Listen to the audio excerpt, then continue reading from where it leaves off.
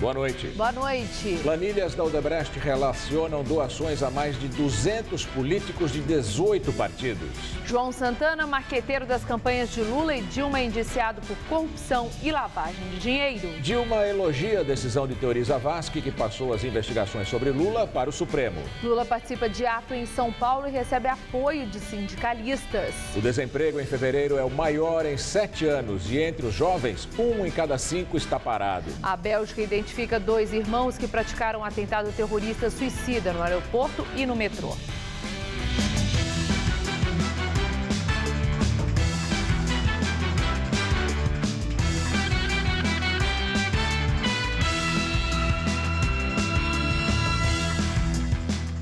Várias planilhas apreendidas na casa do presidente de infraestrutura da Odebrecht, Benedito Barbosa Silva Júnior, mostram doações da empreiteira a mais de 200 políticos de 18 partidos. Depois que as planilhas foram divulgadas pela imprensa, o juiz federal Sérgio Moro, da Operação Lava Jato, determinou o sigilo sobre os documentos. Os dados estavam disponíveis na página da Justiça Federal do Paraná até a decretação do sigilo. Algumas planilhas estão separadas por estados e regiões. Em outras, aparecem os nomes dos políticos, os partidos e até os apelidos. O chefe do gabinete pessoal da presidente Dilma Rousseff, Jacques Wagner, é chamado de passivo. O presidente da Câmara dos Deputados, Eduardo Cunha, do PMDB, é caranguejo. O presidente do Senado, Renan Calheiros, do PMDB, é atleta. O ex-senador José Sarney, do PMDB, é escritor. O prefeito do Rio de Janeiro, Eduardo Paes, do PMDB, é nervosinho. O senador Humberto Costa, do PT, é Drácula. O senador Lindbergh Farias, do PT, é Lindinho. E a deputada federal Manuela Dávila, do PCdoB, é Avião. Estão também nas planilhas os nomes do prefeito de São Paulo, Fernando Haddad, do PT, o senador e presidente do PSDB, Aécio Neves, o senador José Serra, do PSDB. São ainda citados os ministros da Educação, Aloysio Mercadante, do PT, e da Defesa, Aldo Rebelo, do PCdoB. Os governadores de São Paulo, Geraldo Alckmin, e do Paraná, Beto Richa, os 2 do PSDB, e o ex-governador do Distrito Federal, Agnello Queiroz, do PT. Os valores repassados aos políticos nas campanhas de 2012 e 2014 ultrapassariam os 55 milhões de reais. Ainda não se sabe se são doações legais de campanha ou Caixa 2. Em depoimento à Polícia Federal, Benedito Barbosa negou ter repassado vantagens ilícitas a políticos. Além das tabelas, foram apreendidos também vários bilhetes e comprovantes bancários. O presidente nacional do PSDB, Aécio Neves, afirmou que é preciso separar o joio do trigo e que a planilha trata de doações contabilizadas na prestação de contas dele ao Tribunal Superior Eleitoral.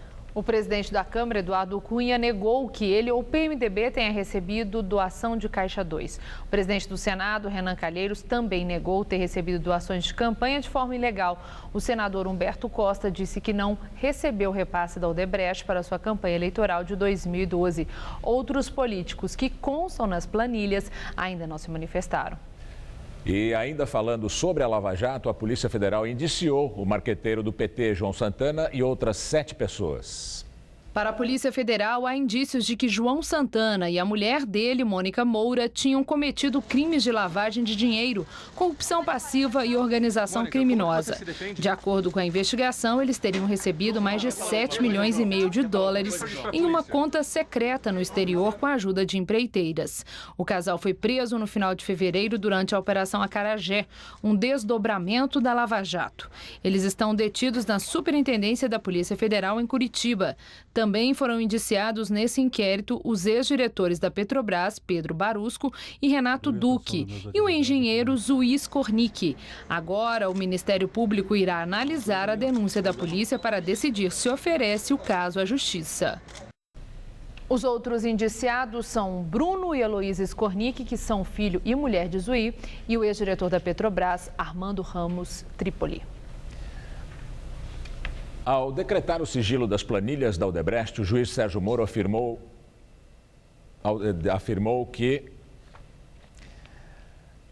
que aparentemente são listas de registros de pagamentos a agentes políticos. Moro disse também ser prematura qualquer conclusão quanto à natureza dos pagamentos e que não se trata de apreensão no setor de operações estruturadas da empresa, que é o setor de propinas. O juiz apontou ainda que o Grupo Odebrecht realizou diversas doações eleitorais registradas nos últimos anos.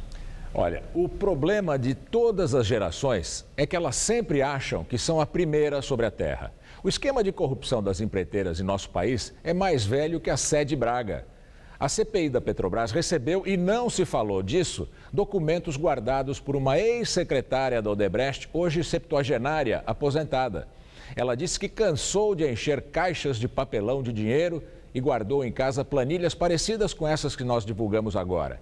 A diferença é que essas planilhas antigas foram escritas à mão, em 1988, quando não se faziam planilhas em computador. Será que ainda vão aparecer listas de corruptos de 64 para cá? O Supremo Tribunal Federal determina o reforço na segurança do ministro Teori Zavascki. A decisão veio após a casa dele, em Porto Alegre, ser alvo de protestos.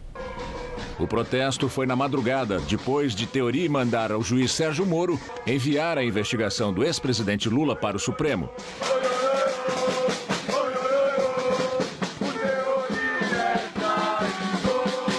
Os manifestantes levaram algumas faixas contra o ministro.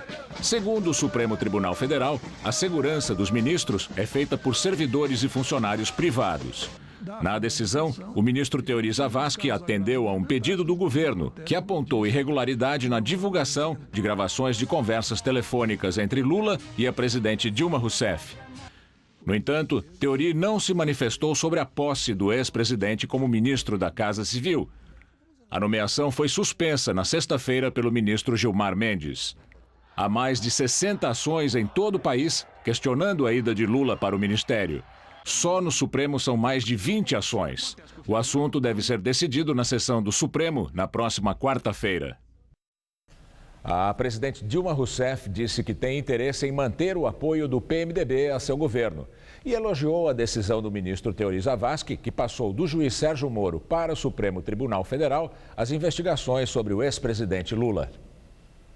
Em visita a uma obra para operação de satélites em Brasília, Dilma falou sobre o PMDB. Nós todos estamos bastante interessados na questão relativa à permanência do PMDB no governo.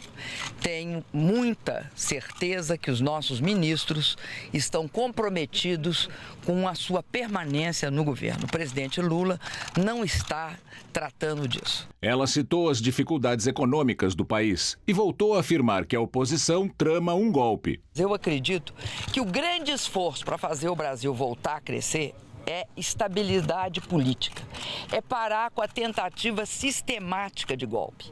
Dilma comentou de forma positiva a decisão do ministro Teori Zavascki sobre o inquérito da Operação Lava Jato envolvendo Lula. A apuração que estava com o juiz Sérgio Moro passou para o Supremo Tribunal Federal. Eu considero a decisão do ministro Teori importante porque ela estabelece o primado da lei nas relações dos órgãos que investigam com o presidente Lula. Como sua posse no ministério está suspensa, Lula não tem foro privilegiado, mas Dilma tem. E a divulgação da conversa gravada entre ela e Lula foi determinante para a decisão de Zavascki.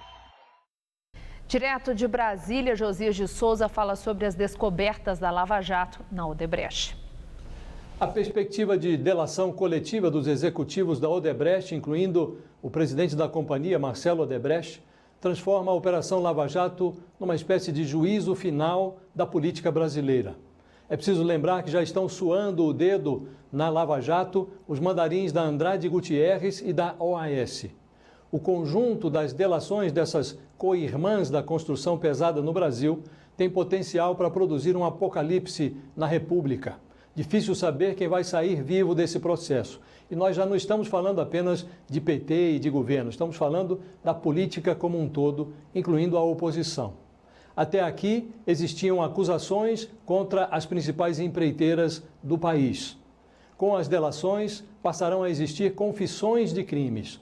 E essas confissões vão expor o modelo de negócio estruturado para financiar a política e, em muitos casos, para enriquecer os seus agentes. Isso é algo inédito, nunca houve coisa parecida na vida pública brasileira. O que vem por aí é a exposição de um modelo, de um sistema apodrecido, 100% financiado pelo déficit público. Como estão no poder há 13 anos, o PT e os seus satélites tendem a sofrer prejuízos maiores. Lula e Dilma vão definitivamente para a berlinda.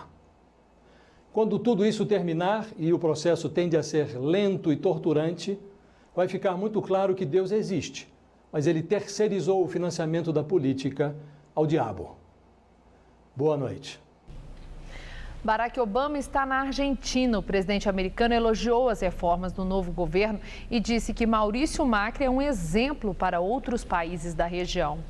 A crise brasileira foi um dos assuntos na entrevista coletiva. E um dos temas em destaque foi a abertura dos arquivos secretos da ditadura militar argentina. A comitiva de Obama percorreu as ruas entre o bairro de Palermo e a Casa Rosada, no centro de Buenos Aires. O presidente americano disse estar impressionado com o trabalho de Macri nos primeiros 100 dias de governo e prometeu ajudar a Argentina a se reconectar com a economia global. Os dois governos assinaram acordos de segurança, combate ao crime e lavagem de dinheiro, comércio e investimentos. Na entrevista coletiva, Obama e Macri expressaram solidariedade com as famílias das vítimas do atentado na Bélgica. O presidente americano disse que teve uma conversa excelente com Macri. Assegurou que os Estados Unidos fizeram uma autocrítica sobre o papel do país nas ditaduras da região e declarou que vai se esforçar para que sejam abertos os arquivos da ditadura militar argentina.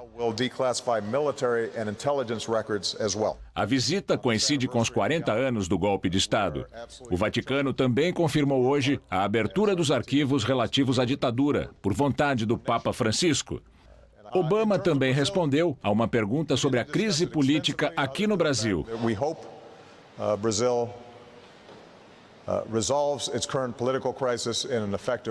Ele disse esperar que o país resolva a situação de forma eficaz e que tanto ele quanto Macri acreditam que a democracia brasileira é suficientemente madura. A revista inglesa The Economist destacou na capa a crise política aqui no Brasil. A crise está na capa da edição latino-americana da revista, que traz a manchete "É hora de Dilma ir". Ela traz reportagem que avalia a possibilidade de impeachment de Dilma e afirma que a melhor e mais rápida saída da presidente seria por meio de renúncia. Uma outra reportagem, Economist, publica que o ex-presidente Lula deixou seu estado de graça, em parte devido à arrogância dele. A Câmara dos Deputados realizou sessão hoje pela manhã. A estratégia da oposição visa acelerar o processo de impeachment da presidente Dilma Rousseff. Agora ela tem mais 6 sessões plenárias para apresentar sua defesa à comissão especial. O presidente da comissão, o deputado Rogério Rosso, do PSD, diz que não vai permitir carnificina política nos debates. Hoje a comissão se reuniu apenas para a triagem dos requerimentos de convocação. Segundo Rosso, não é função dos integrantes da comissão produzir provas, mas apenas analisar se o processo de impeachment deve ser aberto ou não. Na próxima semana, Rosso quer se encontrar com o presidente do Supremo Tribunal Federal, o ministro Ricardo Lewandowski. Eu, junto com o relator, combinei com ele da gente fazer uma visita ao Supremo, dizer que nós estamos realmente engajados no espírito da decisão do Supremo, cautelosos e serenos com relação a todo o processo constitucional e legislativo dessa questão, o rito do impeachment, né, para exatamente demonstrar que a nossa missão realmente é fazer tudo que esteja dentro da legalidade, observando o processo legal, a ampla defesa, enfim, todas as garantias constitucionais das partes. O relator da comissão, o deputado Jovair Arantes, do PTB, disse que não vai se intimidar com nenhum tipo de pressão. O escritório dele, em Goiânia, foi atacado ontem à noite. Uma estrutura de vidro foi quebrada. Arantes afirmou ainda que as manifestações de rua vão influenciar muitos deputados, mas que ele, como relator, não pode ter sua decisão norteada pelos atos. O ministro do gabinete pessoal de Dilma, Jacques Wagner, criticou o processo de impeachment. E eu acho que é um perigo que nós estamos correndo, porque se for por aí, cada governo, a partir de agora, se for impopular ou passar por um momento de impopularidade, que muitas vezes é comum a qualquer governo, vai virar moda, então vamos fazer impeachment que a gente tira, bota outro. Era melhor então que propusesse uma antecipação de eleições. A Vila Histórica de Paranapiacaba, tombada pelos órgãos do Patrimônio Histórico Estadual e Nacional, está passando por um restauro que deve recuperar a memória do local. A conclusão das obras está prevista para 2018. Por enquanto, só 8 das 250 reformas previstas foram iniciadas, mas a Prefeitura de Santo André, no ABC Paulista, garante que os trabalhos vão terminar no prazo. Um trabalho cuidadoso e que exige muita paciência. Sidney é restaurador e está tentando descobrir qual a cor original das antigas casas de Paranapiacaba. Só depois é possível fazer a restauração. Neste imóvel, onde os funcionários da antiga ferrovia São Paulo Railway descansavam, foram encontradas 9 tonalidades diferentes. Depois que descobre as cores, como é que se escolhe? Geralmente é a primeira, né? As obras de restauração de Paranapiacaba começaram no ano passado e a previsão é que tudo esteja pronto em 2018. Mais dos quase 250 imóveis que serão reformados, apenas 8 passaram pelo restauro até agora. O recurso de 41 milhões de reais vem do PAC, o Programa de Aceleração do Crescimento das Cidades Históricas, do governo federal. Nós temos a questão da vila ser uma vila habitada, então as pessoas ocupam os imóveis. Então nós vamos ter que ter toda uma logística de remanejamento dessas famílias para poder fazer as intervenções, depois as pessoas voltam para os próprios imóveis. Então isso que pode demorar. E estamos com 8 imóveis hoje já praticamente finalizando. Vamos entrar agora em mais 6, essa semana já começam mais 6 e nós queremos até o meio do ano começar mais umas 40 casas ainda. Mas esse trabalho aqui em Paranapiacaba não se restringe apenas na restauração dos imóveis históricos ou nos equipamentos da antiga ferrovia. Ele está focado também no que está debaixo da terra, que os nossos olhos ainda não conseguem ver. Os arqueólogos buscam fragmentos que podem contar a história da vila. Todo o contexto que ela está inserido tem relação com a construção das ferrovias aqui no estado de São Paulo. Nessa parte da vila tem a questão da chegada, da partida do trem, né? Aqui é onde a gente está, é a área da garagem dos trens, onde eles paravam para fazer as manobras e de retorno. E também, durante um tempo, ele foi utilizado para o embarque e desembarque de passageiros também. E em pouco tempo de exploração, objetos curiosos da charmosa vila do século XIX já surgiram. A gente tem a faiança, né, a cerâmica e frascos de remédio do antigo hospital. A gente vai, no decorrer do trabalho arqueológico, se deparando com o cotidiano daquele trabalhador do passado, né, aquele ferroviário, né, como que se dava o dia a dia. Que isso a gente perde um pouco na história, né? E você pode participar do jornalismo da TV Gazeta por meio do Gazap. Adicione o número 991-616121 ao seu celular e envie pelo WhatsApp denúncias, fotos e vídeos de até 1 minuto. O material pode se transformar em reportagem. Hoje tivemos um dia com fortes temporais pelo interior de São Paulo, principalmente no norte e nas áreas que fazem divisa com o Paraná, portanto no sul. Aqui na capital também houve chuvas fortes e boa parte da cidade entrou em estado de atenção por causa de alagamentos. E agora à noite pode chover forte, com mais intensidade, mas durante a madrugada a instabilidade perde força e as pancadas acontecem de uma forma mais pontual. Vamos à previsão então com Mariana Armentano.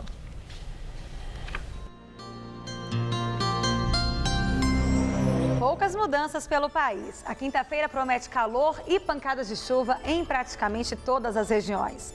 Mas o tempo mais instável fica concentrado ali no sudoeste do Mato Grosso do Sul por causa de um sistema de baixa pressão que deve se intensificar e ganhar ainda mais força nos próximos dias. Para amanhã, o ar seco perde força no Rio Grande do Sul e volta a chover de forma isolada em grande parte do estado e também em Santa Catarina e no Paraná, com pancadas mais isoladas. No litoral nordestino, calorão e chuvas passageiras só para refrescar. Faz até 31 graus amanhã em Recife, 32 em Maceió e 34 em Salvador. volta a esquentar em Porto Alegre e a máxima por lá chega aos 29 graus amanhã. Aqui em São Paulo, o calor diminuiu em relação aos últimos dias, mas a sensação ainda é de tempo bem abafado. No interior do estado, o sol aparece e a chuva vem só a partir da tarde. Os termômetros ultrapassam a marca dos 30 graus, chegando aos 35 em Votuporanga e aos 34 na cidade de Ribeirão Preto e Araraquara. Na costa paulista, máxima de 27 graus em Santos e também em Caraguatatuba. Em toda a faixa leste, o que inclui a Grande São Paulo, as chuvas vão e vêm a qualquer hora do dia, mas não devem ser fortes. Vamos ver as temperaturas? Nessa próxima madrugada, mínima de 19 e máxima tarde de 27 graus. Na sexta-feira, feriado, faz até 28 durante o dia. E no final de semana, esquenta mais e a máxima já volta à casa dos 30 graus no sábado, mas ainda com chances de chuva. Acostumados às fotos digitais, muitos jovens têm redescoberto a magia das máquinas analógicas, aquelas que imprimem a foto na hora. Elas voltaram com força ao mercado, agora com desenho mais moderno.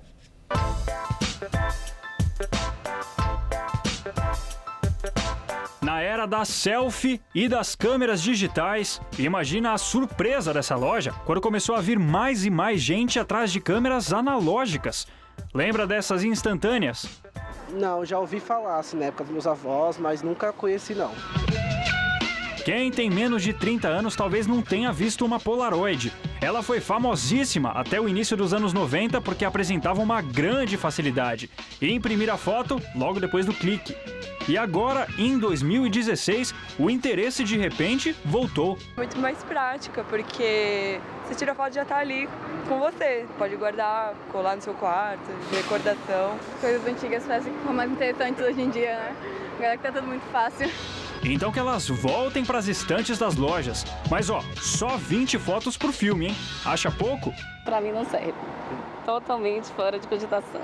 Hoje em dia, com o celular, a gente consegue tirar quantas fotos a gente quiser em sequência e depois pode apagar as que a gente não gostou. Por isso que o valor dessas fotos tiradas em máquinas instantâneas é muito maior. É que a gente precisa parar para pensar bem antes de tirar. E por isso, elas se tornam únicas. Foto digital, você olha, edita, apaga, isso aqui não. Tirou, bateu, é aquele momento. Não volta atrás, não tem como. Pode ser um mercado interessante, tanto para a pessoa de mais idade, que tem esse flashback, né? Como para uma molecada hoje que precisa de uma novidade. As novas câmeras instantâneas custam a partir de R$ 500. O filme com 20 fotos sai por 60. E apesar de essas câmeras serem novas, os cuidados continuam os mesmos de antigamente, a começar pelo pecado número 1 que se mantém. Não pode abrir a câmera enquanto o filme estiver aqui dentro, senão estraga a foto. Essa daqui, por exemplo, ficou com o canto queimado. Mas é só saber usar para fazer fotos que são uma verdadeira arte, como essas do Mabon. Ele é fotógrafo profissional e nunca deixou de clicar com as máquinas analógicas. A casa dele, por sinal, é cheia de referências a elas. Você faz a foto, você acaba vendo na hora, né? Tem todo o processo analógico de químicos no filme instantâneo e você já tem a foto física na mão, né?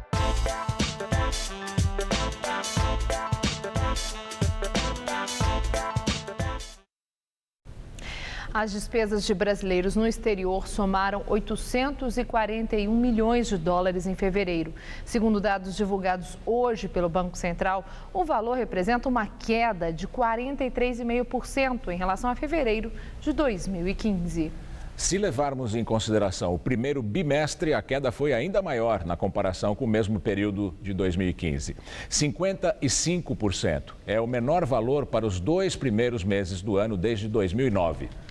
Taxa de desemprego em fevereiro nas 6 maiores regiões metropolitanas do país atingiu 8,2% da população economicamente ativa.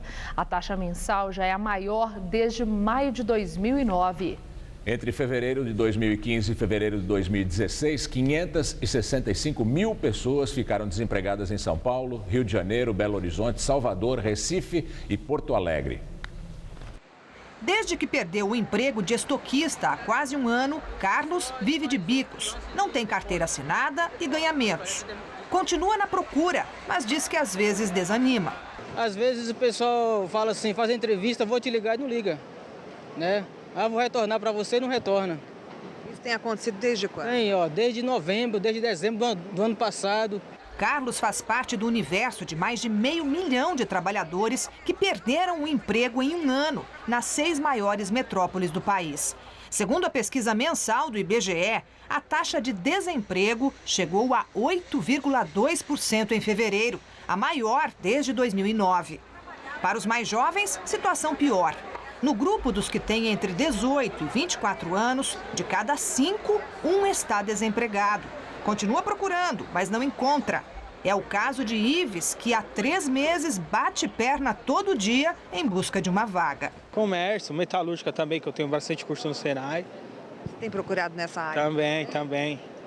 Mas devido à crise que está, metalúrgica mesmo aqui em São Paulo, não consigo nada. Das mais de 400 mil pessoas que perderam o emprego em fevereiro, a maior parte, 177 mil, trabalhava no comércio.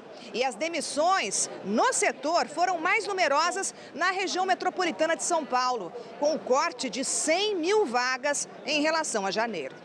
A dispensa de trabalhadores, especialmente os temporários, é comum no começo do ano. O diferente foi o tamanho do corte, agora maior. Já o salário encolheu 7,5% em um ano. Na contramão, Hugo viu a condição dele mudar há 3 meses, quando virou entregador numa padaria. Eu espero ficar bastante tempo, porque agora eu tenho carteira assinada e eu consegui, né? Tava difícil de conseguir? Tava. Então você tá feliz agora? Agora eu tô. A Páscoa está chegando e os paulistanos já pensam, é claro, no almoço de sexta-feira. Como sempre, muito procurado, o bacalhau tem preços que variam de acordo com o tipo do produto. Mas quem pesquisar direitinho pode garantir economia e qualidade. Dona Lucinda conquistou a nora com uma bacalhoada. Com certeza. Não pode faltar. Deliciosa a bacalhoada dela. Faz aquela desfiada com batata. A receita é tradicional na mesa de muitas famílias na Sexta-feira Santa. E para cada prato existem tipos diferentes de bacalhau. Tem um bacalhau do Pacífico, né? Que é o morrua. Então ele vive em águas mais profundas. Então ele se alimenta. A alimentação dele é mais seleta.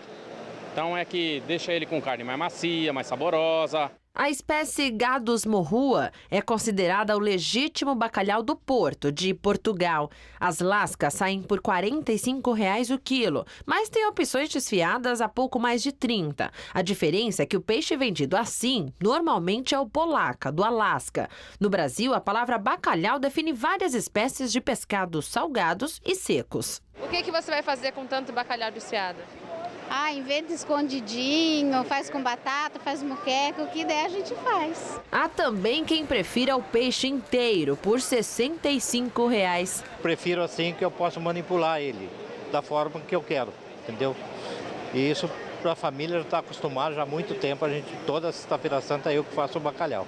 A bandeja do filé de morrua, com pouco mais de 2 quilos, sai por quase R$ 150,00. Já 1,5 kg da parte mais nobre, o lombo, ultrapassa os R$ 200,00. Valores do mercado municipal, no centro de São Paulo, famoso pelos produtos de qualidade e também pelos preços altos. Agora, a qualidade por um preço menor está pertinho, a cerca de 5 minutos a pé na zona cerealista, especificamente na rua Santa Rosa. Se o objetivo for economizar, não custa nada andar um pouco mais para pesquisar, né? Principalmente porque aqui do ladinho do Mercadão, o preço do lombo do bacalhau do Porto sai a R$ 80,00 o quilo. Mas se você quiser optar também pelo bacalhau inteiro, o morrua está R$ 10,00 mais em conta e sai a R$ 56,00. O Armando até se empolgou e levou mais de 5 quilos para dar de presente. Esse pessoal merece, né? Esse pessoal trabalha comigo e uma vez no ano merece um pouquinho. E você vai ver a seguir, o Corinthians joga hoje à noite pelo Campeonato Paulista. E os atentados na Bélgica. A polícia identificou 2 irmãos que fizeram os ataques suicidas no aeroporto e no metrô de Bruxelas. Mega Feirão Silvia Design. Produtos direto da fábrica para você a preço de custo. Por exemplo, esse home a partir de R$ 599. Olha que maravilhoso esse armário a partir de R$ 899. Tudo isso a pronta entrega, você chega e carrega na hora. Aonde? Joaquim Ramalho 408 na Vila Guilherme e Rodovia Raposo Tavares, quilômetro 15 aqui do São Paulo. E tá aberta de domingo a domingo.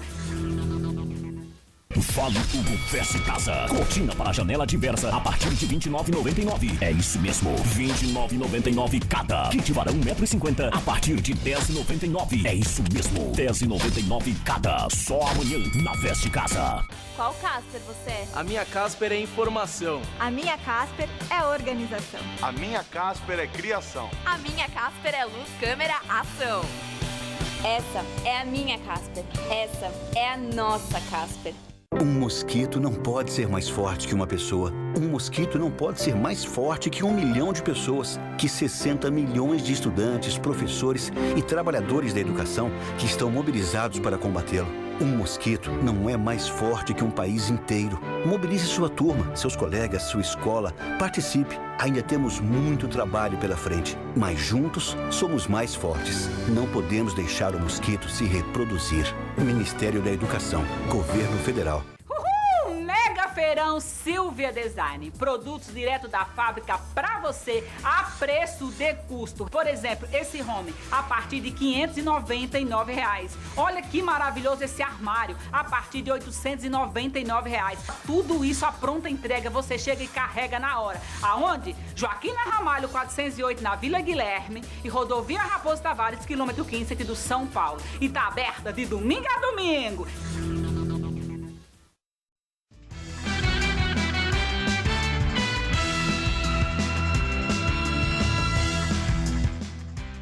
Há 35 casos de gripe A foram confirmados na cidade de São Paulo só neste início de ano.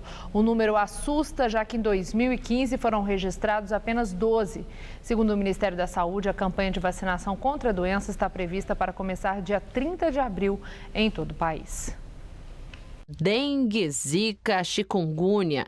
Atualmente é grande a atenção com as doenças transmitidas pelo mosquito Aedes aegypti. Mas e o vírus influenza A H1N1? Só sei que é uma gripe forte só. Em 2009, uma pandemia do vírus se espalhou pelo mundo e ficou conhecida como gripe suína. Aqui no Brasil, para evitar contaminação, as pessoas corriam para comprar álcool em gel. 7 anos mais tarde, os números da doença chamam a atenção, principalmente porque a transmissão é mais comum em épocas mais frias, como o inverno, bem diferente das altas temperaturas de verão registradas neste ano. Isso marca uma gripe causada pelo influenza, febre e tosse, né? É diferente de dengue, só para a gente lembrar. A dengue é só febre, dengue não dá tosse. As pessoas até podem ter esquecido, mas o vírus influenza A H1N1 está por aqui. Somente aqui na capital, até 15 de março deste ano, 35 casos graves com internação foram confirmados, sendo que no ano passado inteiro foram 12. Nos 2 primeiros meses deste ano, o estado de São Paulo confirmou que 23 pessoas morreram em decorrência do H1N1. Aqueles indivíduos que estão com gripe, eles têm que respeitar a orientação de, enquanto estão com febre, com um quadro mais intenso, não frequentar ambientes públicos, afastar do trabalho, evitar contato com os familiares que são de grupo de risco. Né? E a etiqueta para tossir, para respirar, manter uma distância de pelo menos 1 metro, manter os ambientes arejados, porque não é só através das mãos. Quando a gente fala, quando a gente tosse, quando a gente espirra, a gente joga o vírus no ar e uma outra pessoa pode se infectar. A Polícia Federal marcou para 7 de abril o depoimento de Miriam Dutra. Ela foi amante do ex-presidente Fernando Henrique Cardoso e o acusa de ter pago parte das despesas dela e do filho no exterior por meio da Brasif, a empresa que era concessionária do governo. No fim do mês passado, a Polícia Federal abriu um inquérito para apurar se houve evasão de divisas. Fernando Henrique nega que tenha enviado dinheiro para o exterior de forma irregular. O ex-presidente Lula participou há pouco de um evento com sindicalistas no centro da capital. O ex-presidente foi recebido com palavras de ordem. A chamada Plenária Nacional de Sindicalistas em Defesa da Democracia, do Estado de Direito e contra o golpe foi organizada por algumas das principais centrais sindicais do país, CUT, CTB e UGT. Nos discursos, os sindicalistas não pouparam elogios a Lula, mas também fizeram críticas ao governo Dilma. Porque nós acreditamos que é preciso mudar essa política econômica, não é possível aceitar o ajuste fiscal. Lula defendeu o Palácio do Planalto e a presidente Dilma. Agora é o seguinte, a luta da classe trabalhadora, que vocês disseram bem, não é só economicista. A economia a gente resolve amanhã ou depois da manhã. Mas evitar um golpe é hoje. Lula disse ainda que não há motivo para impeachment de Dilma. Segundo ele, a oposição terá que esperar 2018. Eles que esperem, se preparem, apresentem o programa passado, não tente dar golpe. O ex-presidente criticou a Operação Lava Jato. Se não é possível fazer o combate à corrupção sem causar desemprego. Porque, segundo o FMI, 2,5% da queda do PIB se deve ao pânico criado na sociedade brasileira. Quando tudo isso terminar, você pode ter muita gente presa, mas você pode ter também milhões de desempregados nesse país. O impacto das decisões de ministros do STF sobre os processos que envolvem o ex-presidente Lula na entrevista do dia com Maria Lídia Flandoli. Entrevisto hoje o deputado estadual do PT, José Zico Prado, que está no 7º mandato e é líder da bancada do PT na Assembleia Legislativa de São Paulo. Muito obrigada, deputado. Eu que agradeço, Maria Lídia. Deputado, eu quero começar, nós estamos vivendo um momento difícil de ansiedade, cada dia uma notícia e as decisões no Supremo Tribunal. O ministro Teori Zavascki determinou que o juiz Sérgio Moro envie as investigações sobre Lula e decretou o sigilo das conversas, daquelas gravações. Bom, há uma grande repercussão dessa decisão e eu quero começar por aí. Porque com isso o ex-presidente Lula adquire uma condição de foro por conexão e só pode, pelo menos até o dia 30, temporariamente ser julgado pelo Supremo Tribunal Federal. E eu quero saber como que o senhor entendeu a decisão de Teori Zavascki. Olha, Maria Lídia, eu acho que essa questão é uma questão pertinente ao Supremo mesmo, porque o Lula é ex-presidente da República e ele tem que ter um fórum que, não é um privilégio, mas que é uma decisão que sempre foi no Brasil muito respeitada. Hoje, com um aflorar dos ânimos de ambos os lados, isso começa a perder esse foco. E todos nós precisamos entender que temos que ter muita calma nessa hora, como diz a população, para que a gente tenha um raciocínio claro do momento que nós estamos vivendo.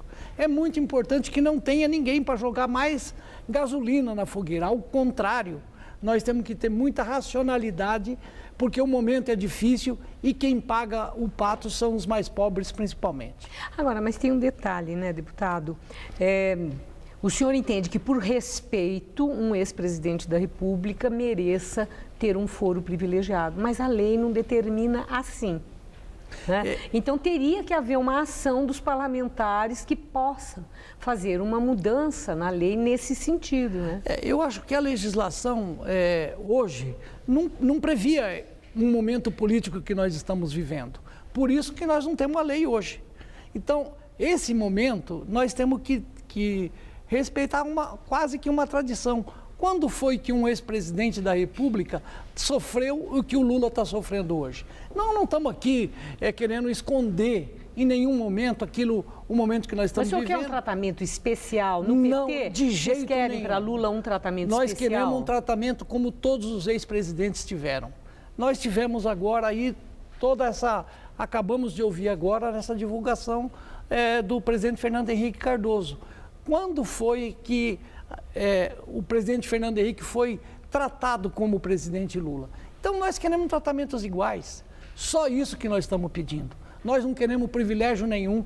É um momento que nós estamos histórico do país, que nós podemos passar tudo a limpo, que nós podemos viver uma outra fase, mas respeitando a democracia e respeitando as leis que temos no Brasil. O senhor acha que a democracia não está sendo respeitada? Eu acho que não é que não está sendo respeitada. A democracia hoje está sendo usada do ponto de vista para quem interessa. Porque todo mundo fala de democracia. Mas nessa decisão de ter Euri Zavascki, quem ganhou com isso foi o ex-presidente Lula, porque ele ficou com foro privilegiado. Mas você acha que isso, que deixar o presidente Lula também na berlinda como ele estava, é justo para um ex-presidente da República, que nós, tem os que gostam e tem os que não gostam. Eu acho que nós temos que respeitar a opinião de todo mundo.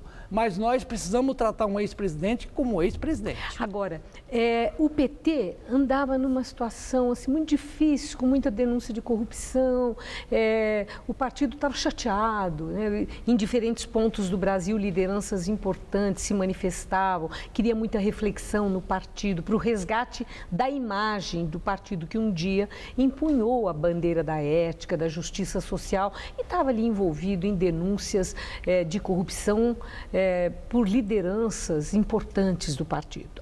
E então, o PT estava muito na defensiva. Com tudo que aconteceu, o PT passou para uma ofensiva. O senhor mesmo acabou de falar em defesa da democracia, da legalidade. O senhor acha que tudo isso está ajudando o PT a mobilizar a militância, a perder aquele ar cabisbaixo e combalido em que ele andava? Eu acho que é um momento oportuno para que a gente, principalmente, esclareça para a opinião pública o que está acontecendo no Brasil. Nós estamos vivendo um regime democrático e é um regime democrático mais longo da história do Brasil, com eleições de presidente, e que nós precisamos continuar nessa direção. Nós não podemos interromper isso agora. Para a gente fazer tudo isso, é que eu acho que o PT tem que estar preparado e tem que mobilizar. O PT tem que ir principalmente para a periferia, para os bairros, que é da onde nós viemos, da onde nós nascemos, para explicar o que está acontecendo no Brasil.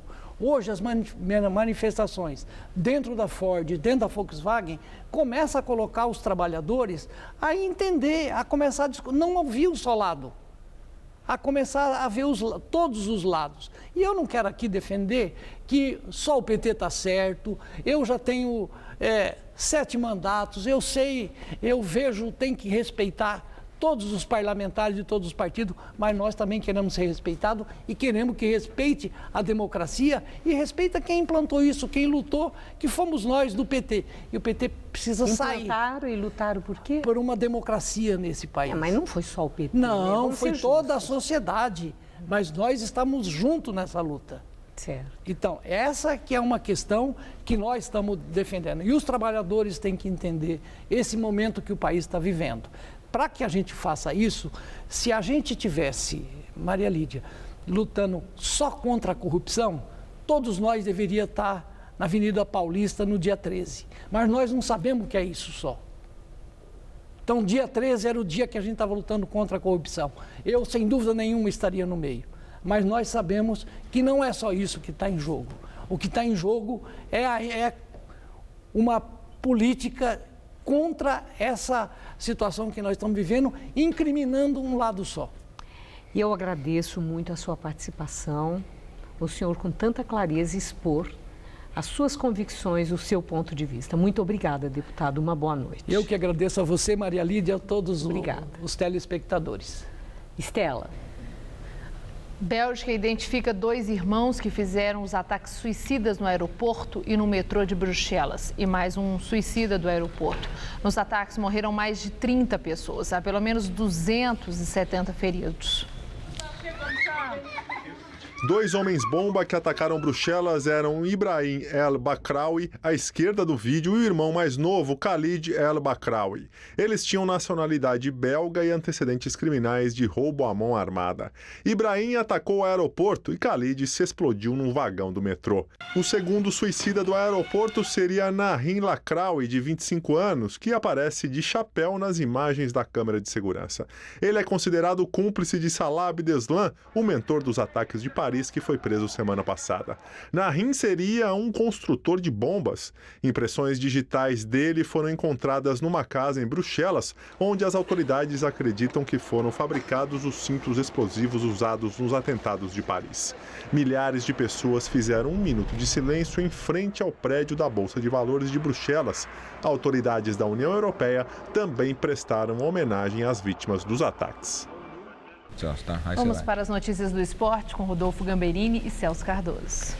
Hoje temos rodada do Campeonato Paulista e o destaque é o Corinthians, né, Celso? Sem dúvida, né, Gamberini? É o time que tem a melhor campanha no Paulistão e que pode, inclusive, garantir antecipadamente a classificação para a próxima fase hoje.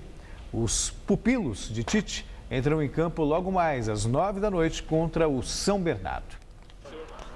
Cássio, Fagner, Felipe, Iago e Wendel. Bruno Henrique, Giovanni Augusto, Rodriguinho, Guilherme e Luca e André no comando do ataque. Esse é o time que vai a São Bernardo em busca da classificação antecipada no Paulistão. Mas Tite faz uma ressalva. Eu não acredito e tu diz assim, ó, agora solta a confiança, depois tu pega de novo. Agora solta o elástico, depois tu pega de novo. O futebol, a vida não é assim. Quanto melhor está, aproveita o teu momento, cresce, evolui, te consolida. Depois tu vai cair, tu vai ter que retomar de novo. Mas não dá para soltar e pegar a hora que quer. Não vai. Pega agora. É ruim classificar com antecedência? É bom, por isso que eu quero, é justamente por isso. Tem que antecipar, só que daí não refresca, não. Continua cobrando. E hoje tem também o São Paulo, que está numa draga interminável, hein, Celso? Acho que draga é a melhor definição, melhor até do que crise. Também, o time não vence há 5 jogos e recebe o Botafogo no Pacaembu às 9h45 da noite. O técnico Edgar Balsa fez várias mudanças na equipe e Daniel ganhou uma oportunidade no meio-campo. Apesar da gente ter deixado escapar algumas vitórias, o pessoal da zaga, que joga mais atrás, tem dado muita confiança para a gente ali na frente, segurança também para que a gente possa estar arriscando e tentando armar as jogadas. Temos jogado bem também nos últimos jogos, acho que a gente controlou a maior parte do tempo da partida, mas reconheço também que falta fazer o gol, que é o mais importante num jogo de futebol. A gente tem que matar as oportunidades que tiver. O pensamento é esse, de já nessa próxima partida que a gente consiga transformar essa posse de bola em gols. Nós vimos ali o Daniel falar que o time está jogando bem, o São Paulo está jogando bem. O Daniel está enxergando bem? Eu acho que a visão de dentro de campo não é a mesma de fora. Só faltam gols. Gols. Não me diga isso. E que o time não consegue produzir. A situação do São Paulo é muito delicada. Corre risco de não se classificar no Campeonato Paulista e também na Libertadores América. Por outro lado, o Corinthians vive um momento muito especial. Se o Corinthians venceu o jogo de hoje e o Água Santa não venceu o Novo Horizontino, o Corinthians estará matematicamente classificado. Mas, independentemente disso, o Tite está falando que o jogador tem que buscar a vitória sempre, para fazer um trabalho de motivação para o time não se acomodar. Claro, ela pode até perder ritmo de jogo, Sem dúvida. E a Libertadores é o grande foco, o grande objetivo. Até lá ainda tem mais uns 4 jogos. Mais 4, pelo menos isso. Pelo menos tem pressão, né? Para quem estava imaginando uma catástrofe corintiana na temporada, melhor time do Campeonato Paulista. Está jogando bem. E líder do grupo na Libertadores América. Jogando bem. Muito bom. Bom, e o Neymar sentiu dores no treinamento da seleção brasileira hoje, mas vai para o jogo contra o Uruguai. Na verdade, hoje foram realizados os exames, ele sentiu um desconforto no treino de ontem. Onde é a lesão? E é muscular. Tá. Né? E aí, no hospital em Teresópolis, nenhuma lesão foi constatada, portanto, ele vai para o jogo. E um dos possíveis companheiros do Neymar, não deve começar jogando, claro, é o atacante Jonas, destaque do Benfica de Portugal, e que conversou hoje com os jornalistas. Mesmo com a grande fase que vive no Benfica, o atacante Jonas não deve ser titular do Brasil nos próximos jogos da seleção contra o Uruguai e o Paraguai. Graças a Deus, hoje no Benfica as coisas têm saído muito bem para mim, não só mais para mim, mas pro clube também, né? Convocado para vestir a amarelinha depois que Roberto Firmino se contundiu, Jonas estava há 4 anos longe da seleção. Mas, mesmo assim, fala com conhecimento de causa sobre a função de atacante. A utilização de um centroavante, a maioria das equipes já não utiliza muito, né? Até pelo futebol intenso que é hoje, né? O Brasil deve manter o ataque com Neymar, Douglas Costa e William soltos na frente, sem a presença de um camisa 9 como referência. Mas Jonas avisa, pode se encaixar nesse esquema. Hoje a movimentação tem que ser intensa, né? Porque senão, se você ficar preso na marcação hoje, facilita para o adversário. A seleção viaja amanhã cedo para Recife, onde na sexta-feira encara o Uruguai pelas eliminatórias da Copa do Mundo. Jogo difícil, né, Celso? Muito Deve difícil. Ser um jogão também, né? Sim, sem dúvida, até porque o Luis Soares está voltando. Vai ser o primeiro jogo dele desde aquela mordida no Chiellini no jogo contra a Itália na Copa do Mundo. Mas ele tá bonzinho agora. Tá jogando o fino da bola, chega com status de superstar. E tá ganhando muito dinheiro. Então é um jogador que realmente inspira muito cuidado. Mas a seleção também vai ter um trio de frente interessante, com o Neymar, o Douglas Costa e também o William, ex-corintiano, que é o único jogador que está servindo lá no Chelsea. O Chelsea está numa campanha desastrosa, mas ele está fazendo a diferença, jogando muito e fazendo gols, inclusive. Quem deve pegar o Soares na defesa brasileira? Ali não tem marcação individual, né? Então todo mundo que estiver trabalhando ali no setor vai fazer por zona. É o melhor jeito. Se ficar com o jogador só em cima dele, vai tomar um baile e vai dançar do mesmo jeito. Obrigado, Celso. Boa noite. Até amanhã. Estela. Secretaria de Segurança Pública de São Paulo divulgou que agora, em fevereiro, a capital teve diminuição de quase 8% no número de homicídios. Segundo o secretário Alexandre de Moraes, esta foi a menor taxa histórica dos últimos 15 anos, tanto em ocorrências quanto em vítimas. De acordo com os números divulgados hoje, o número de furtos em geral foi o que mais subiu em fevereiro na comparação com o mesmo mês de 2015, 21%. O número de furtos a veículos também subiu quase 1% e o de roubos a carros quase 2%. Já o índice de homicídios dolosos com intenção de matar caíram, segundo a SSP, 7,53% em fevereiro deste ano. Foram 86 ocorrências. Segundo a pasta, a menor taxa dos últimos 15 anos. O índice de latrocínios, que é o roubo seguido de morte, também caiu em fevereiro, segundo a SSP, 37,5%. Mas a modalidade que apresentou a maior queda foi a de roubo a banco, 60%. 10 casos no ano passado e 6 em fevereiro deste ano. O prefeito Fernando Haddad sanciona a nova lei de zoneamento de São Paulo. A legislação define o que pode ser construído e que atividade é permitida em cada rua. Estão previstos prédios mais altos nas grandes avenidas com estrutura de transporte, mais terrenos voltados à construção de moradias para a população de baixa renda e mais áreas mistas que reúnem residência e comércio. Pressões de associações de moradores da igreja e de construtoras também levaram a mudanças no texto da lei. É o caso da proibição de bares e restaurantes nos Jardins, Pacaembu e City Lapa. O texto original previa mais áreas comerciais nesses bairros. O Jardim Marajoara conseguiu o mesmo benefício que também foi obtido pelo Sumarezinho, Perdizes e Planalto Paulista. Nesses últimos bairros, os corredores comerciais foram mantidos. E agora vamos ao comentário de economia com Vinícius Torres Freire. Os deputados aprovaram ontem um aumento dos gastos do governo com saúde. Quer dizer, a fatia do orçamento que o governo tem de gastar obrigatoriamente com essa despesa, saúde. A despesa vai crescer a partir de 2017 até 2023. A cada ano, o governo federal, os estados e os municípios vão ter de usar uma fatia cada vez maior de suas receitas em despesas de saúde. É uma emenda da Constituição. Para valer, falta ainda uma votação na Câmara e outras 2 no Senado. Parece ótimo, certo? Parece. O governo não tem dinheiro nem para pagar as contas agora. Menos ainda terá para colocar dinheiro na saúde. A gente pode achar que diminuindo a corrupção sobra dinheiro. Rouba-se muito, é fato. Tem que se acabar com isso. Mas o dinheiro da corrupção mal faz coceira no buraco imenso das contas do governo. Para acomodar mais despesas, é preciso cortar em outra parte, dos gastos com servidores, das despesas do INSS, com aposentadorias e outros benefícios, dos gastos com saúde, no seguro-desemprego, ou no Bolsa Família, ou nos investimentos em obras. Aí está basicamente todo o gasto do governo federal. Para piorar, não há dinheiro nem para isso e menos ainda para pagar os juros da dívida. A sociedade, por sua vez, diz que não quer mais impostos, ou pelo menos boa parte da sociedade diz que não quer. É possível aumentar a eficiência do governo, fazer mais com menos, mas isso leva algum tempo. O problema é que, nos próximos anos, uns 3 ou 4, a pindaíba do governo certamente será grande. Sem receita, com muito gasto, a dívida cresce. A dívida em alta é um dos motivos da crise. Seja qual for o presidente, esse será o grande problema de administrar o país. As carências sociais ainda são grandes, mas o governo Dilma arruinou as contas públicas. As receitas estão caindo e boa parte da sociedade se revolta com mais impostos. No curto prazo, vai ser difícil fechar essa conta e vai dar muita briga. Boa noite.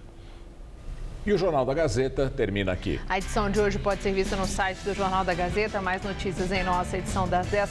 Uma boa noite para você. Até segunda-feira. Voltamos amanhã, às 7. Amanhã não, segunda-feira. Nós dois. O jornal volta amanhã. A gente volta na segunda. Até lá.